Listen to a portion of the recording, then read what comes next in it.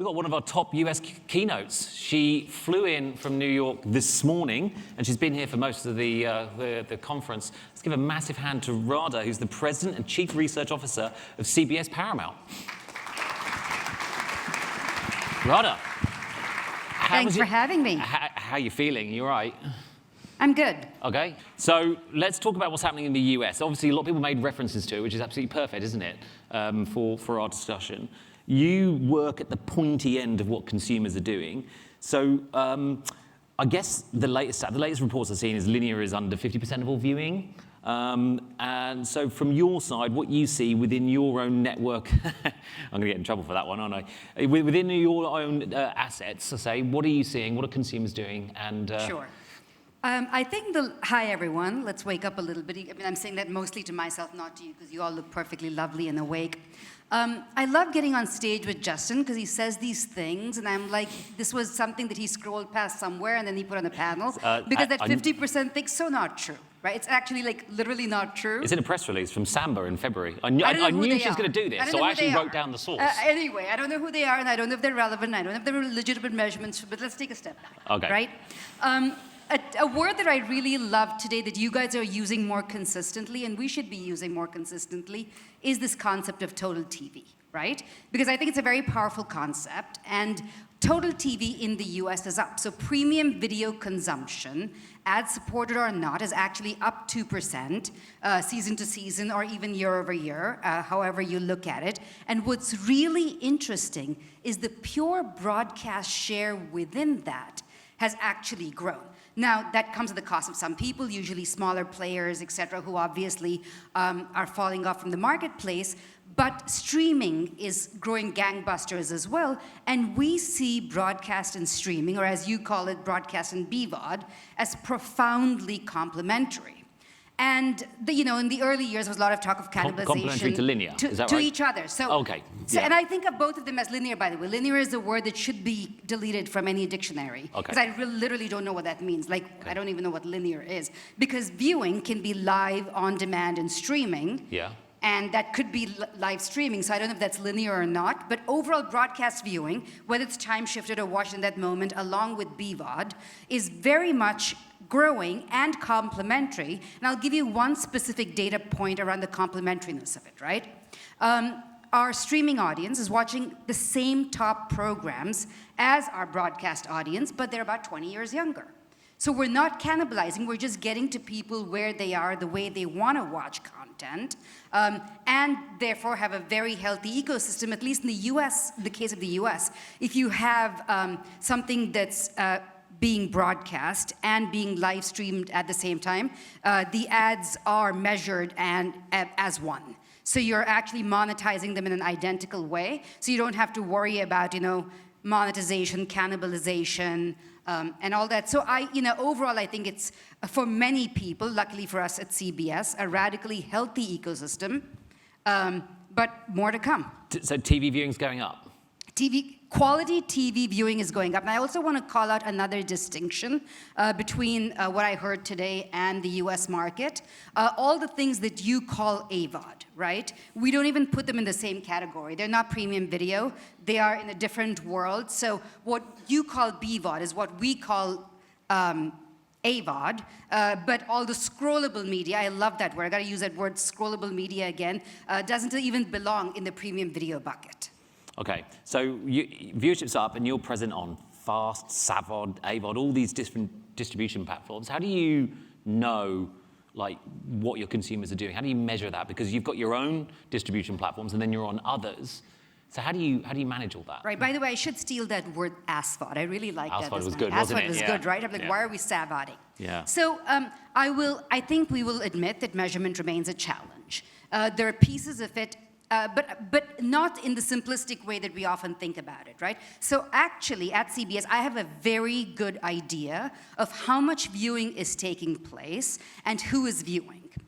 The issue is, from a marketplace perspective, it comes from a combination of third-party data and internal data, which is obviously a little more cumbersome as you want to ingest them into agency systems or even our own rev planning and optimization systems. Mm-hmm. So I do think there are measurement challenges, but they're not the same as We don't know who's watching or how much viewing is taking place. The challenge is more along the lines of, can all the systems ingest and harvest and harmonize them in a simple way? But there are a lot of great efforts in the US going on around that. Do you want me to talk about those? Well, do you need me?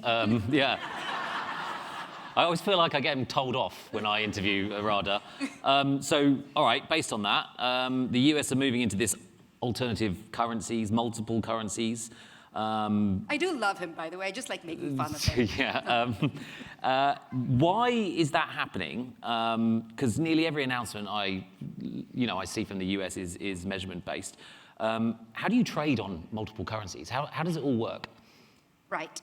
So it's a complicated question, but I'm going to simplify it with one pithy thing, which is we keep saying measurement is a team sport. No one can measure on their own, and this is in a couple different ways, right? So on the one hand, if you're a measurement provider, you need access to internal data because so much of the BVOD, AVOD, SVOD viewing data only sits with the publishers. So the publisher and the third-party measurement provider have to have a cooperative relationship.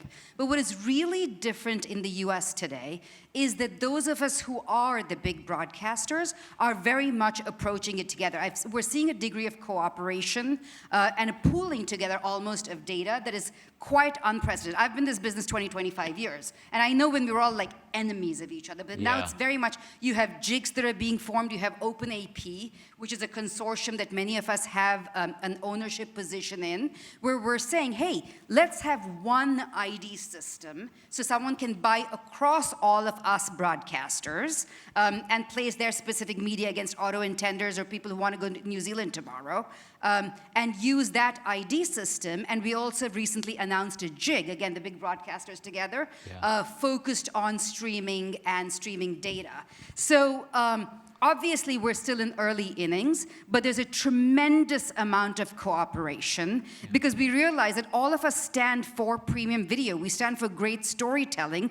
We want the ecosystem of great storytelling and great news and great entertainment and great sports to exist, and honestly have our children have a decent viewing world and not just a world of scrollable media. So you're finding a high degree of cooperation among those Americans. So Australia is obviously, and markets all around the world really, are in its sort of infancy in this topic. The US would say about 2 or 3 years sort of into these discussions and building these things out. You've had your upfronts, you're buying on multiple, or you're selling on multiple currencies now. So what sort of lessons have you learned for other markets who are sort of exploring these options? And who pays for it? Because you're mentioning working with third parties, like you're talking about iSpots and all the rest of it. Yeah, the iSpots and the video amps and so many others, Who pays for that then? Okay, so these are all fair questions. So lesson number one, cooperation. Let's figure this out together. Which, if you know Americans and American individualism is a very counter thing. But we've all learned that some of the cooperation we see in other countries is actually a good thing. So that's one, right? The other, to address to your question of, we're Americans ultimately are truly capitalist. I mean, that's just, it's not like a shameful word in America, right? It's like baked into national identity. So ultimately, we need capitalist or market-based solutions for measurement, which has been the challenge historically, right? Because if it's just, hey, broadcaster, you fund A and B, it's not going to work like that. So we've seen huge infusions of venture capital money and investment banking money come into the measurement space. One that's pretty public is Goldman putting $250 million into iSpot, right? Many others have VC backing and so on. So it's a market problem that's being solved by market forces with the hope that eventually who pays will get worked out because people will be making more money.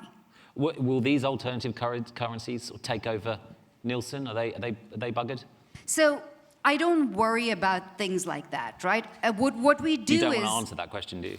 I never would. I mean, no, I know. But what we would do is we are supporting all of them. We're spending a lot of resources. Okay. You said 2-3 years. I have personally been sleeves rolled up, even if it's cap sleeves, in alternate currencies for a good 5 years. Oh, really? So I've been getting my hands on Video Amp and iSpot and everybody for a good 5 years. So we've learned a lot. But you were also asking about lessons learned. Yeah. So let me say one other thing, right? Just because data is big doesn't mean data is good.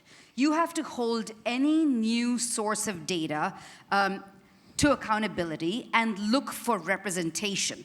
If it's 100 million households, but it's a subset of the 350 million people who live in America and is not representative, it's no good. So basic things like race, geography, ethnicity, gender, age distribution, but also very specifically what we call in the US OTA, people who still consume over the, something that's delivered through an antenna, digital or otherwise, is very, very important. So a big lesson learned is just because there's a lot of data doesn't make it good. You have to hold it accountable and treat it with rigor and look for old-fashioned things like sample characteristics. Okay, it's Radha's here. She's very generous with the time. Would anyone like to ask her a question? Did we agree to that? Oh, we didn't. No.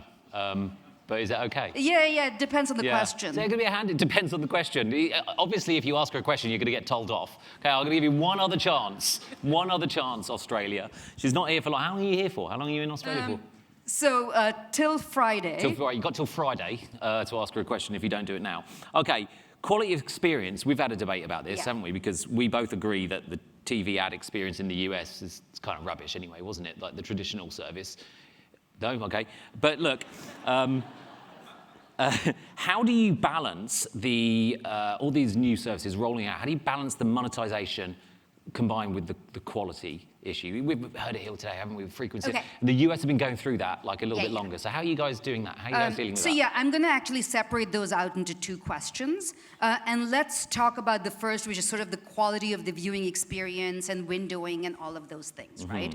So I think in the beginning, everyone tried to overcomplicate the world and had a very kind of complicated windowing thing going even for TV programs. And what we have realized is when you're dropping something on broadcast, drop it on streaming. It's not that complicated. If Fire Countries is Fridays at 9, drop it everywhere. Don't confuse the viewers. People were doing things like making stacks available one place, weekly somewhere else, and that just made the viewer frustrated, and there's no need to do that, right?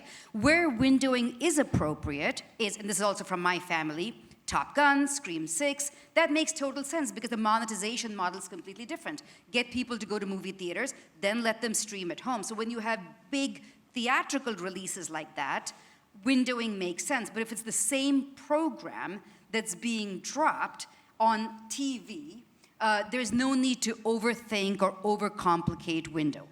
Okay. And that makes for a better consumer experience. So that's from the content perspective, right? I think the other question you were asking me is about the ad experience. I think where we come from is, Justin and I go to a whole bunch of other events around the world, and all people talk about is frequency capping. It's annoying, isn't it? Literally, I'm like, I could walk in and walk out and come back 8 hours later, and we're still talking about frequency capping and over-frequency and all of that fun stuff, right? So it's complicated only because there are so many tech stacks talking to each other. And by the way, I'm super jealous of New Zealand because, wow, that's a great tech stack. Ours would be so, I can't even fathom. But anyway, the point is, if you're someone like us, right? So we have CBS, and we have a bunch of cable properties, and we have Paramount Plus, and we have Pluto. If you clean up your back end and have it be one video ad server, you can actually create a very cohesive consumer experience, including from an ad perspective. But you're on other people's services as well. You don't have control of that, do you? No, but so a few years ago, every program was on every service. What you've seen in the US right now is a lot of programs aren't functioning like that anymore, right? Okay. So you'll find Fire Country or NCIS pretty much only in my house, right? And same is true for other people's houses. So I think we went through a very, very messy ecosystem. But then there are some people who are pure SVOD aggregators who don't have their own stuff really, but are aggregating a bunch of people. And I will concede, I'm not on those. They are extremely messy. And I think you and I have talked about how progressive and Uber Eats will haunt me to my grave, but... I still get Uber Eats ad. I don't even live in an Uber Eats area. It doesn't exist, I don't think. Anyway. So I guess is the lesson there to try and own that entire experience. Like if you can own the video experience stack, you're a lot better off. But then the flip side of that is that you actually said at the beginning of this that you need to kind of also be everywhere and that's where we hope these open IDs and all of those will help over time. So again, you'll attend many more beat retreats where people will still be arguing about frequency capping. I hope not, because I hear it's just a tech. It is just a tech issue. It's just a tech issue, but it's also like. But it's a business issue because broadcasters are also making decent money from having no frequency capping. I don't think broadcasters are the issue. Not the ones in this room. Nope, I don't think. No, I actually think it's a ones. lot of the intermediaries that need to invest as well. Right. But let's not go down that path yet. I don't think you have many of them cluttering this marketplace yet. Should we give them one other opportunity to see if they can ask you a question, see if they're brave enough? Anyone want to be told off by Radha? Anyone? Oh, brilliant. Is that Nat? I liked her. Oh, she was amazing. I liked her. Yeah, she's amazing. Absolute superstar. Same page. Do you want to find a mic? You're right at the other end. It's going to take 10 minutes. She doesn't need one. She's like me.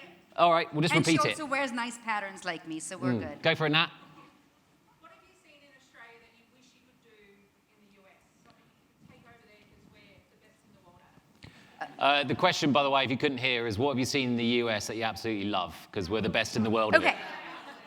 at it. So Seen in Australia? it's actually a great What did I say, question. US? And that's part of why I'm on this trip. So I'm visiting our channels in Australia tomorrow because I think there could be a lot that we could learn from you. And I think New Zealand has to be on a future trip. But honestly, I think that this VOZ thing is fascinating. I want to learn more about VOZ. I hadn't heard. No one else does. Yeah. I don't know very much about, but if it's as simple and as logical as you made it out to be this morning, then I really got to know more about it. Voz, you're inspired by Voz. I was like, oh, that's very easy. I don't have to, we don't have to deal with 10 companies and, 10 different things. Yeah. Well, I liked her. She's like, there can only be one. And I was like, I wish life was so simple. But is that the aspiration, though, for the JIC that was, formed with MCU and you guys, like, to try and have sort of one system, if you like, in the US? So, we don't believe there can be one, right? We've lived with one for 50, 75 years and it hasn't worked out. But what we're hoping for is interoperability. So even if there are multiple systems, you have to have a way to translate one into the other. And then there's one other plug I should make, even though I had nothing to do with it. We actually published a very deep manual called Multi-Currencies and Ad Sales Systems, which actually tells you how to take all of these multiple things and make them work with your internal pricing, planning, and not sexy at all, but honestly what pays for most of us and pays for me to fly over here and sit next to you and make fun of you, even though I like you very much. So this is just, there's a lot of work to be done on the plumbing side of things, but that's where the US is being very cooperative. And we published one that we're happy to share with anyone, whether it's Australia or New Zealand or somewhere else. But again, to answer your question, if I could only have one, I'd be a lot more well-rested. Well, based on that, I think we can all say that was absolutely insightful, really entertaining. Can everyone give Radha a massive hand for coming here? Thank you, Radha. I gotta give you a hug just for making fun of you. Thank you. That was brilliant.